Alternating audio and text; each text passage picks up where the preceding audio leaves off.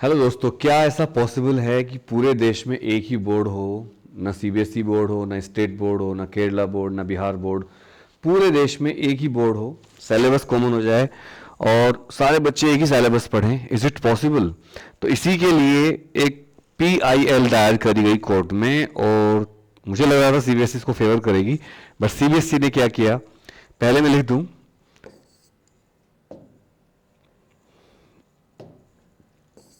क्या पूरे देश में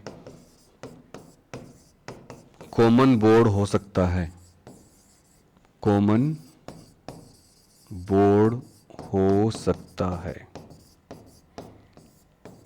क्या पूरे देश में कॉमन बोर्ड हो सकता है? तो ये हम यहां पर देखने की कोशिश करते हैं कि ऐसा पॉसिबल है क्या। लेकिन जब इसके लिए PIL करी गई तो सीबीएसई ने इसको अपोज कर दिया कोर्ट में। सीबीएसई ने कहा नहीं नहीं, हम इसके खिलाफ हैं। मैं आपको पूरी खबर दिखाता हूं, ये देखिए। CBSE opposes one nation one education board Plia in Delhi High Court says child can better relate to curriculum based on local context and culture। मतलब सीबीएसई मानती है कि बच्चा अगर लोकल लैंग्वेज में पढ़े, लोकल कल्चर के हिसाब से पढ़े तो ज़्यादा अच्छा पढ़ेगा, बजाय उसके कि उसको बच्चे को एक ही बोर्ड रखा जाए। हालांकि देश में वन नेशन वन इलेक्शन की बात चल रही है, बट हाई कोर्ट में सीबीएसई ने इसका अपोज किया है। लाइव लॉ की वेबसाइट में आपको दिखा रहा हूं इस टाइम। हाई कोर्ट में सीबीएसई ने कहा है कि हम इस बात का अपोज करते हैं कि एक ही बोर्ड रहे देश में। और अगर आपको लग रहा है हाई कोर्ट नहीं है, तो लाइव लॉ है, और लाइव लॉ की जो इंफॉर्मेशन है बिल्कुल ऑथेंटिक मानी जाती है, क्योंकि लीगल इश्यूज को कवर करते हैं।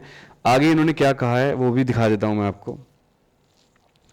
The Central Board of Secondary Education has objected to a petition in the Delhi High Court seeking the implementation of uniform school syllabus and education board across the country।